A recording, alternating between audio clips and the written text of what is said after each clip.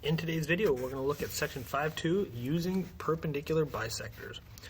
So we're going to use perpendicular bisectors to help us solve some basic problems. So a perpendicular bisector is a ray, line, segment, or plane that is perpendicular to a segment at its midpoint. So perpendicular, forming a 90-degree angle, at a midpoint, splitting a line or segment, into two equal halves. This means it will be equidistant. This just means that it is the same distance from each figure. So in this section, or in this figure, CP, we can tell is a perpendicular bisector because AP and PB both have those tick marks, which tells us they're congruent, and the right angle, which tells us it is a perpendicular. So it is a perpendicular bisector. So that's what a perpendicular bisector does. So now the perpendicular bisector theorem says any plane, if a point is on the perpendicular bisector of a segment, then it is equidistant from the endpoints of the segment. So if CP is the perpendicular bisector of AB, then CA is equal to CB. So again, it is a bisector and it is perpendicular. So that tells us that point C, is the same distance to A as it is to B. No matter how far up and down I go on that perpendicular bisector, the distance will be the same. Okay, and then the converse. It just simply says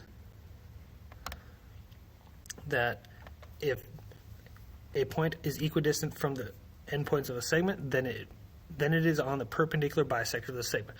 So here we see that D is the same distance to B as it is to A due to the little tick marks. And that tells us that even though it isn't on the perpendicular bisector that we can see, if we are to extend this perpendicular bisector based on the theorem, it will go right through point D, so that tells us D is on the perpendicular bisector of CP. So that is what the converse states. So using the perpendicular bisector theorem, so if BD is the perpendicular bisector of AC, find AD. So we're looking for AD right here. Now, because it's a perpendicular bisector, it tells us that it is.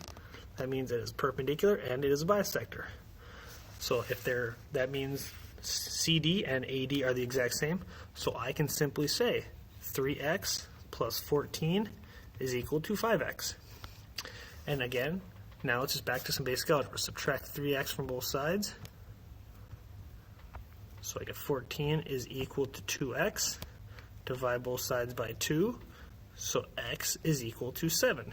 Now we're not just looking for x, we're looking for AD. So I need to take that value of x and plug it in. So AD is equal to 5 times 7. So AD is equal to 35. And there we go.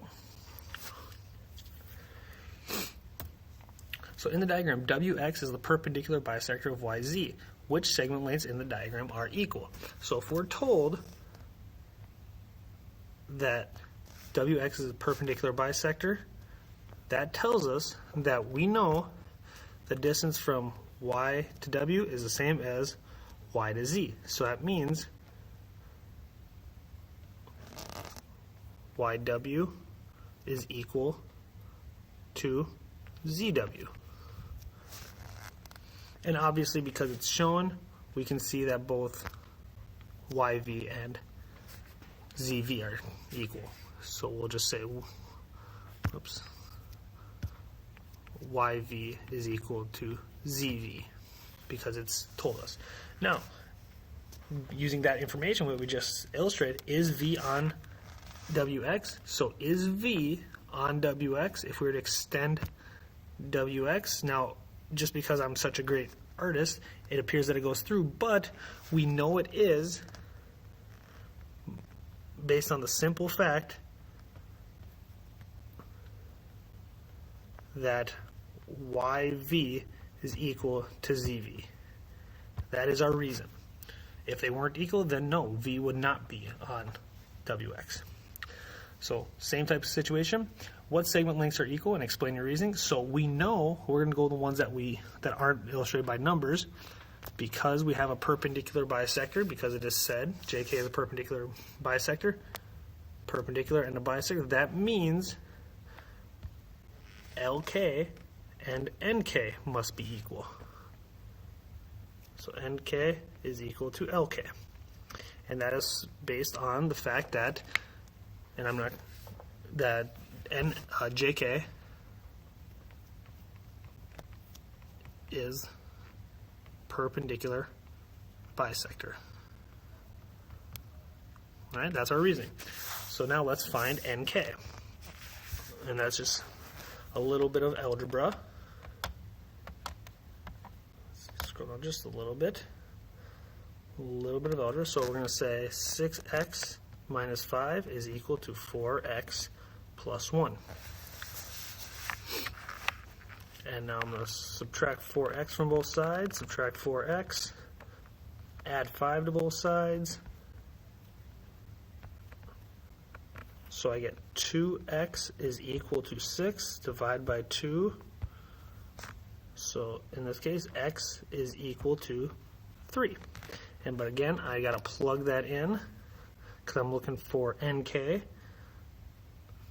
So I got to plug it in right there. So 6 times 3 minus 5 is equal to NK. So I get 18 minus 5, so 13 is equal to NK. There we go. Then it asks, explain why M is on JK. And that is simply because ML is equal to MN. That's the only reason. We know, we can see that they're both equal to 8, so that means when we are to extend, it must be on that line because they're equal. Concurrent is 3 or more lines, rays, or segments intersect at one point. This is just a general statement. When 3 lines intersect, that is called a point of concurrency. Okay? The point that they intersect is called a point of concurrency. So in this diagram, point P would be the point of concurrency.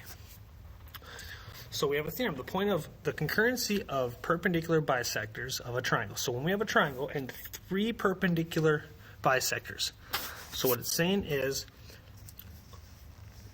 if PD, PE, and PF are all perpendicular bisectors, so perpendicular, perpendicular, perpendicular, and bisectors, they're all perpendicular bisectors,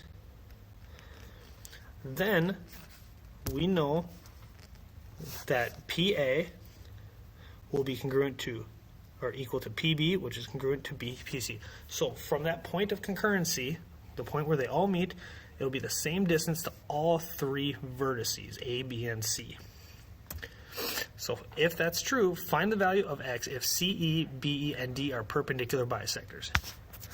So if we have a perpendicular bisector here, perpendicular bisector here, and a perpendicular bisector here, and that segment is congruent to that segment, all these segments are congruent to each other, okay, that tells us that the point of concurrency, E, must be the same distance to N, to P, N to M. Those are all the same. So that tells me I can take 13x minus 28 and set it equal to 6x plus 7. And now I can just solve for x, because that's all we're looking for. So minus 6x on both sides. So I get 7x minus 28 is equal to 7. I'm going to add 28 to both sides. So 7x is equal to 35. Divide by 7. So x is just equal to 5. And there we go. So the last little piece of information is just a fun little piece of information about circles. So when you have this circumcenter, this is the point of concurrency of three perpendicular bisectors. So you'll hear me say this quite often when we're talking perpendicular bisectors, the circumcenter. So a fun little fact is that the circumcenter is equidistant from the three vertices of a circle that passes through the three vertices. Okay, so when you find this in a triangle or in a circle, if you have an acute triangle, the point of concurrency or the circumcenter will be inside the triangle. If you have a right triangle, the point of concurrency or the circumcenter is on the triangle. And if you have an obtuse triangle, the point of concurrency or the circumcenter is outside the triangle. So 3 little fun facts about the circumcenter.